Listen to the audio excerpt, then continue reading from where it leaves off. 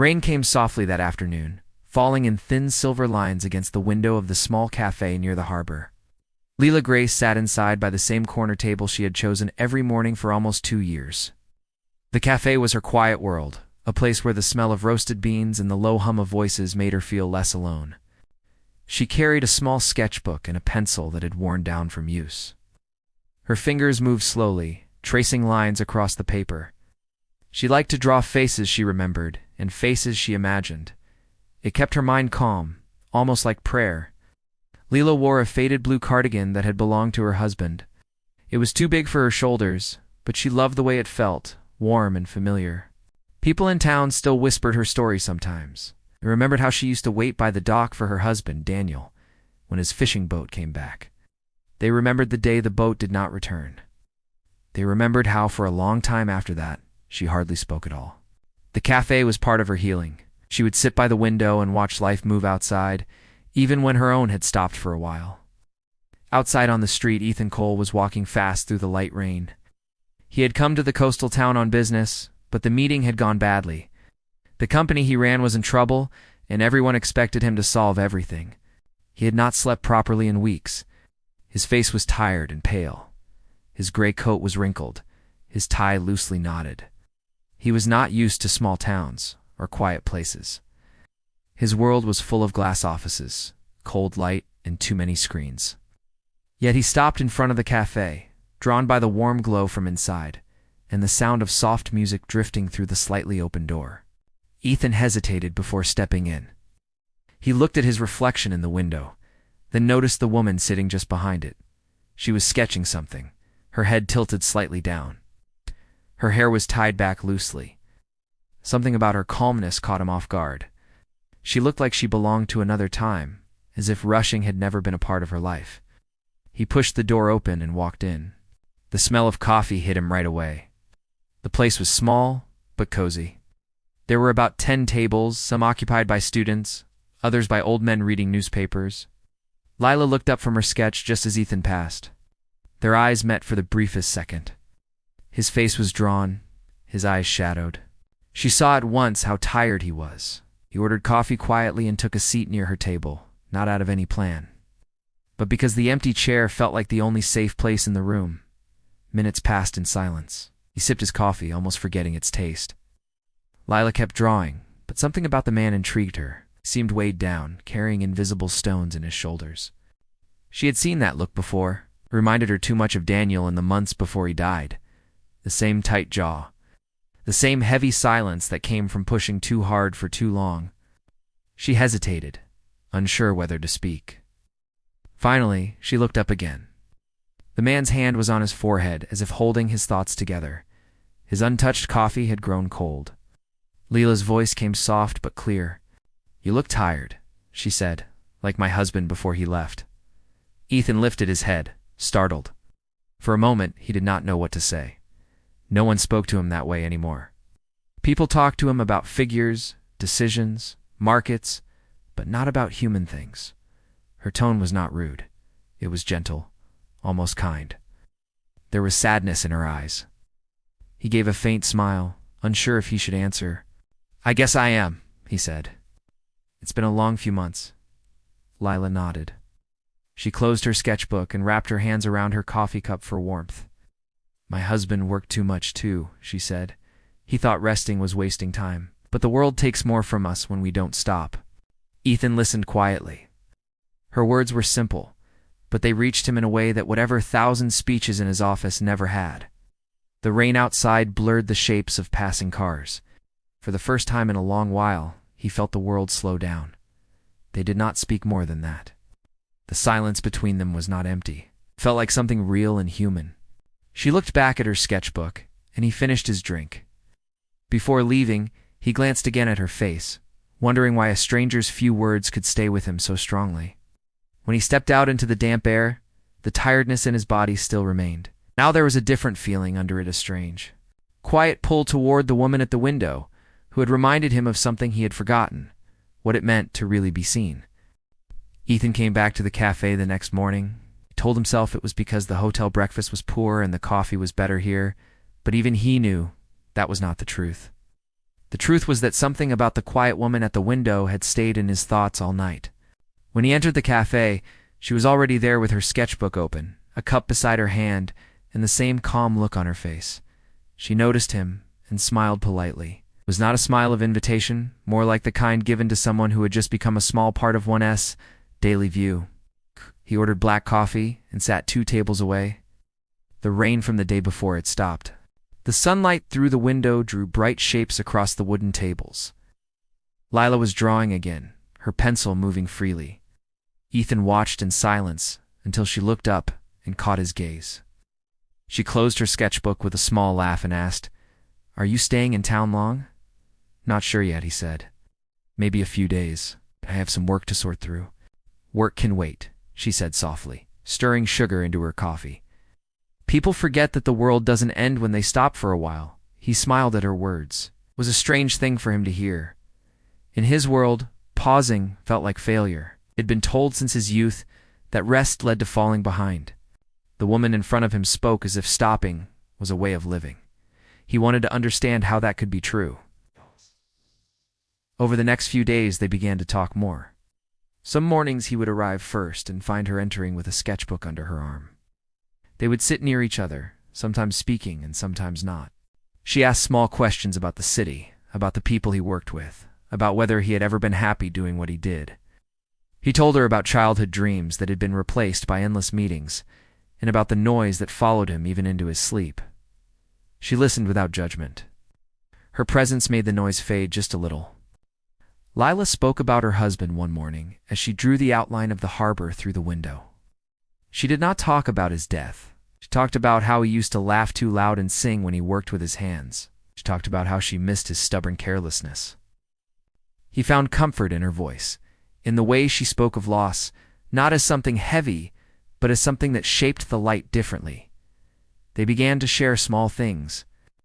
She told him which days the sea looked best for watching, and he told her which type of coffee tasted less bitter after a long night. These were not important conversations to anyone else, but to them, they became like small threads weaving through quiet moments.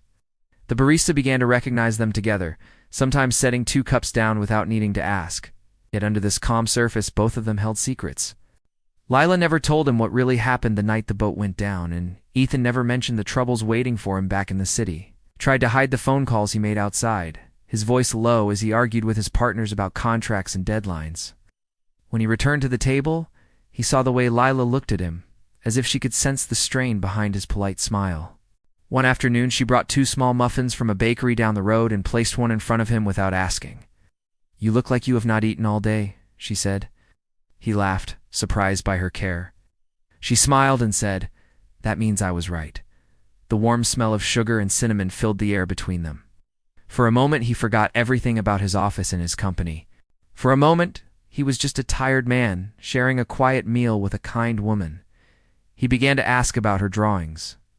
She showed him a few pages from her sketchbook. Most were portraits of people sitting by that same window, people she had seen once and never again. Each face looked alive in its own quiet way. Ethan looked at her drawings with awe. "You draw how people feel," he said.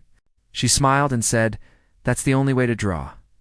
As the days passed, the town began to feel less like a stop and more like a pause that mattered. He started to walk by the sea in the evening, hearing her voice in his memory, saying that the world did not end when one stopped to breathe. Lila kept her own rhythm, careful not to expect anything. She had learned that expectation can break hearts. But when she saw him come into the cafe each morning, something gentle shifted in her chest, something like the faint memory of color returning to a faded photograph. Both of them were drawn together by something they could not name. It was not romance yet, nor friendship alone. It was more like recognition, as if they had met in another life of exhaustion and loss, and were now finding each other again among cups of coffee and slow rain. The town still moved gently around them, unaware that inside the quiet cafe, 2 lives had begun to rediscover what peace felt like. The morning began with a strong wind that carried the smell of salt from the sea. The cafe windows rattled lightly while the bell above the door rang every time someone entered. Lila had arrived early, wanting to finish a drawing she had started the day before. It was a portrait of Ethan, though she did not plan to show it to him. She told herself it was only a way to study human features, but her pencil had shaped his eyes with too much care. When Ethan arrived, he looked more tired than usual. His phone buzzed in his coat pocket. He silenced it and placed it on the table. She noticed the shadow behind it, but did not ask. Instead, she pushed a cup of coffee toward him and said, "No calls while you drink this." He gave a quiet nod and looked at her sketchbook with curiosity. "Everything," she said. "People I know, people I see once, things I feel when I miss home." Lila hesitated. The book was full of memories. Still, she handed it to him. Ethan flipped through the pages slowly. He saw drawings of old fishermen, the harbor at dusk, a mother with a child, a man reading by the window. Each piece felt alive. He could almost hear the wind and the voices in each line, and he turned one more page and froze.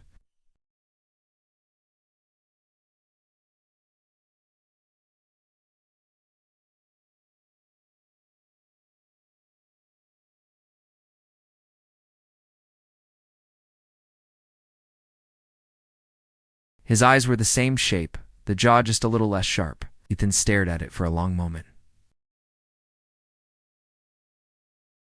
Lila's fingers tightened around her cup. "My husband," she said.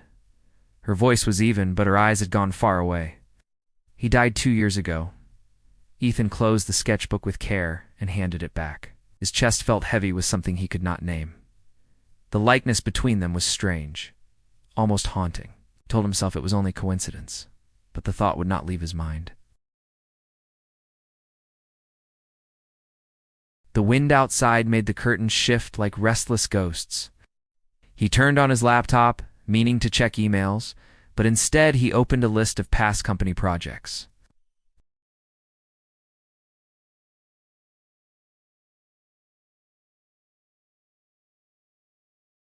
It was a partner company from 2 years ago, a small firm in a coastal area.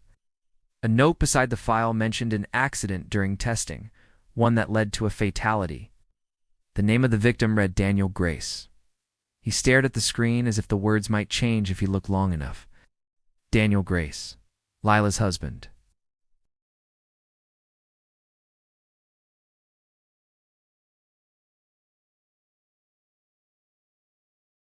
He had read it, signed a statement, and moved on.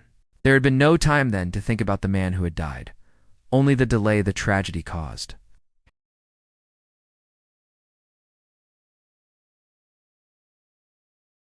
The guilt grew inside him like a storm.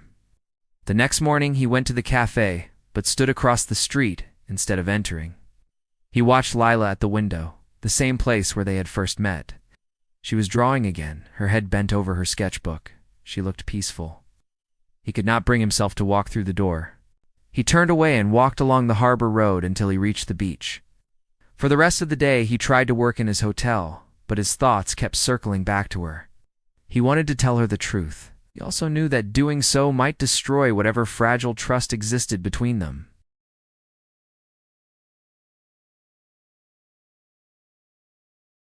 Lila noticed his absence the next morning. She sat at the same table, waiting for the sound of the door that never came.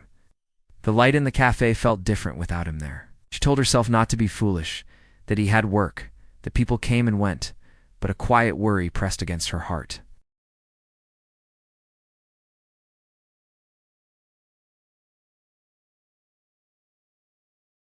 Outside, the sky turned gray again. The world went on as usual. Only 2 people in the little town felt the pull of something invisible between them, something that now trembled with truth still unspoken. The next few days passed with steady rain and heavy clouds. Lila sat by the cafe window each morning, hoping Ethan would appear as he always had. But the bell above the door stayed quiet. The chair across from her seemed emptier than she could bear. She tried to draw, but her lines came out uncertain.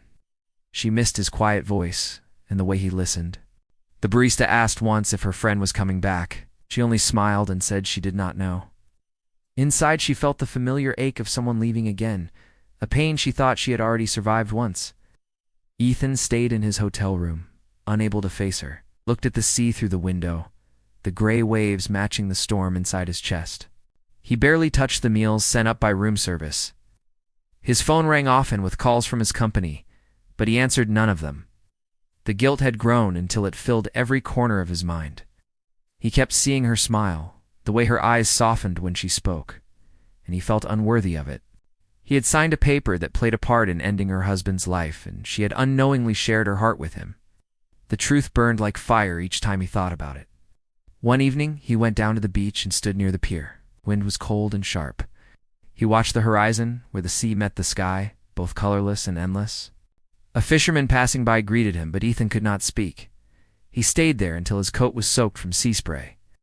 The town lights behind him glowed faintly. He felt smaller than he had ever felt before, a man stripped of all success, left only with the weight of what he had caused. Lila heard the truth 2 days later. Not from him, but from a neighbor, who had recognized Ethan's name in a business magazine left on the cafe counter. The article mentioned his company, the same one responsible for an incident at the harbor project 2 years ago, the one that had taken her husband's life. When she read Ethan's name in print, her fingers went cold. She read it twice to be sure. The room around her faded. The barista asked if she was all right, but her voice failed, out finishing her drink. That night, she sat in her small house, staring at her husband's old jacket hanging on the wall. She remembered the day the news came about the accident, the shock that had stolen her breath, the silence that had filled her for months after. And now she realized that the man who had sat across from her each morning, who had brought back a tiny piece of peace, was tied to that pain. Her tears came quietly. She did not know if she was crying out of anger, sadness, or something more confusing. It felt like the same storm that had once drowned her was rising again inside. The next morning, she walked to the pier. The tide was low and the wind strong, sweeping her hair across her face. She saw Ethan sitting there on a railing, hunched forward with his hands clasped, eyes fixed on the water below. She stopped several steps away, her heart beat heavily in her chest. For a moment, she thought of turning back, but her voice came out before she could stop it. "Why did you not tell me?" she asked. Ethan turned slowly. He looked worn and pale, his eyes red from sleeplessness. "I wanted to," he said. "I did not know how. I was ashamed." She walked closer, stepping carefully across the wet boards. "All those mornings," she said. "You sat there, and I talked about him. Did you know then?" "I did not," he said. "Not at first. Only after I saw the name in the files. I wanted to tell you, but I could not find the courage. Every word felt wrong." Silence stretched between them, filled with the crash of waves against wood. Lila looked out toward the horizon.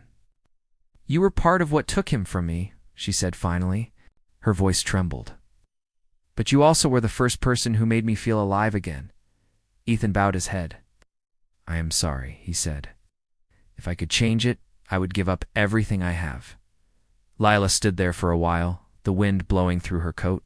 She closed her eyes and tried to breathe. The pain did not vanish, but a sense of understanding began to rise slowly through it. She had learned that grief could twist into anger, but forgiveness could untie what anger could not. She did not yet know if she could forgive him, but she also knew that hate would only chain her to the past again. When she finally spoke, her voice was softer. "I do not know what to do with this," she said. "But I know you did not mean to hurt me." He looked at her with gratitude and disbelief. She turned to leave. "Do not follow me," she said gently. "Let the days decide what happens next." As she walked away from the pier, the first light of morning touched the sea with a faint glow. Ethan stayed behind, watching her figure fade into the fog. Neither of them felt peace, but something inside both of them shifted.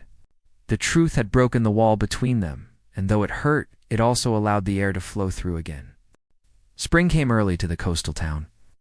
The sea was calmer, the air warmer, and sunlight spilled into the cafe, where Lila once again sat by the same window. A few months had passed since the morning at the pier. She still came here often, sketching faces and sea waves, but there was a new steadiness in her eyes.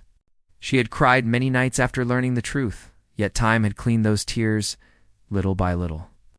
She had not seen Ethan since that day, though she sometimes caught herself glancing toward the door as if expecting him to walk through it again.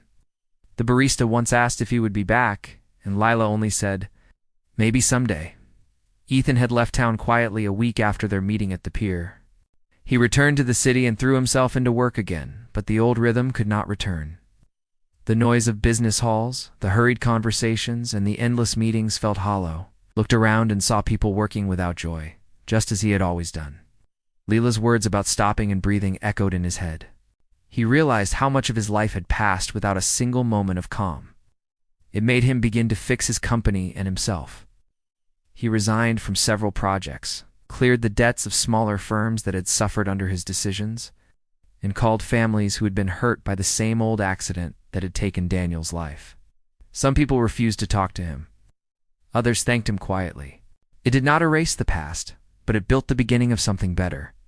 4 months later, an art exhibition was announced in the town he had left behind.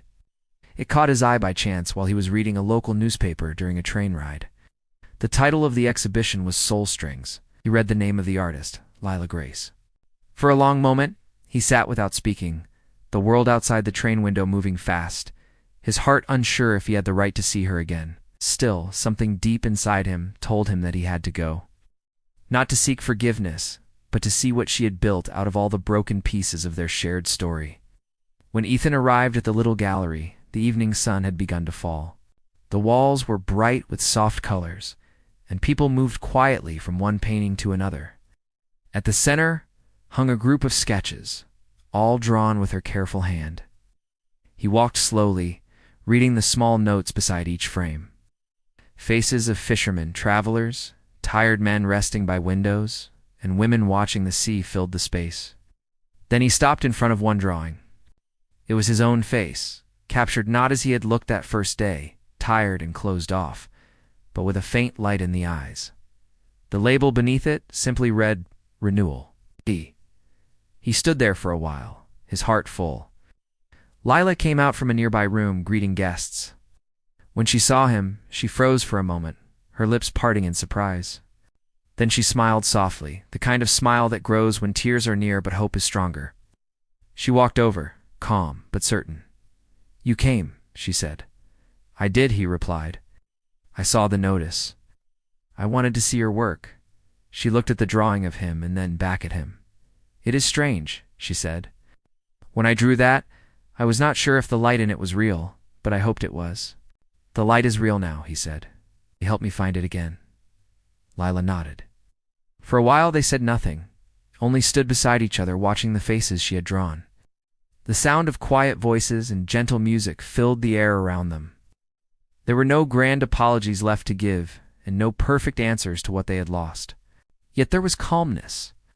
The wound between them had changed shape, from pain to understanding, from silence to an unspoken connection that no words could describe. When the gallery began to close, Lila walked him out toward the street. The evening breeze carried the scent of the sea. Lamps lit the way back toward the cafe where they had first met.